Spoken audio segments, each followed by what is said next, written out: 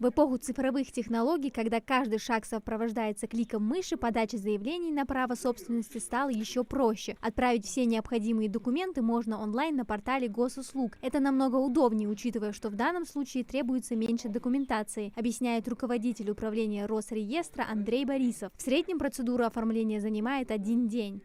Если по обычным регистрационным действиям, в соответствии с статьей 16-218 закона, срок регистрационных действий у нас есть 5 рабочих дней, 7, 9, 12, в зависимости от вида типа регистрационного действия, то в данном случае по всем заявлениям, поступившим на рассмотрение Росреестра в электронном виде, согласно дорожной карте Росреестра, установлен сокращенный срок регистрационных действий, составляет он 24 часа.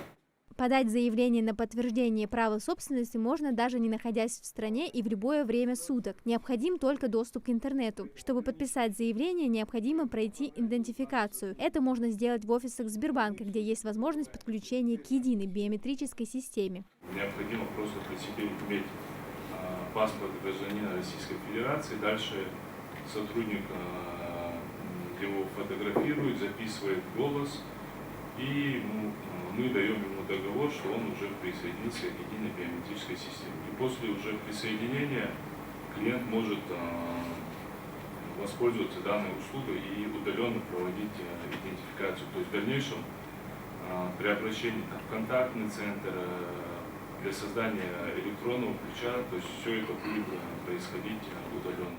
Комплексные кадастровые работы выполняются в отношении всех земельных участков и расположенных на них объектов недвижимости. Проведение этих работ существенно повышает качество данных, которые содержатся в едином госреестре недвижимости. Это способствует и инвестиционной привлекательности региона. В этом году Росреестром по заявке нашего региона, Республики Ингушетия, была одобрена заявка на субсидию без федерального бюджета в размере 11 миллионов 700 тысяч.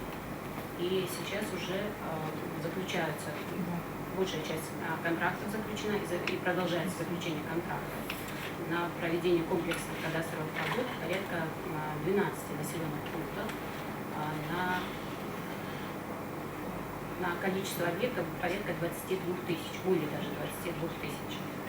По всей стране наблюдается цифровой прорыв в сфере деятельности всех органов государственной власти. Не отстает и республика. По некоторым показателям мы уже вышли на 100%. Это в сфере государственной регистрации договоров долевого участия в строительстве жилья. У нас все органы государственной власти, органы местного самоуправления в вопросах постановки на государственный кадастровый учет объектов недвижимости, регистрации прав подают все в электронном виде. У нас активно сейчас банковское сообщество в эту сферу внедряется в части выдачи кредитов под ипотеку, залог недвижимости. В последние годы люди все чаще предпочитают подавать заявления онлайн вместо традиционного обращения в офисы регистрации. Это экономит время и силы. Вместо долгого ожидания очереди вопрос можно решить в несколько кликов. Амина Зязикова, Султан Магушков, Магаз 24.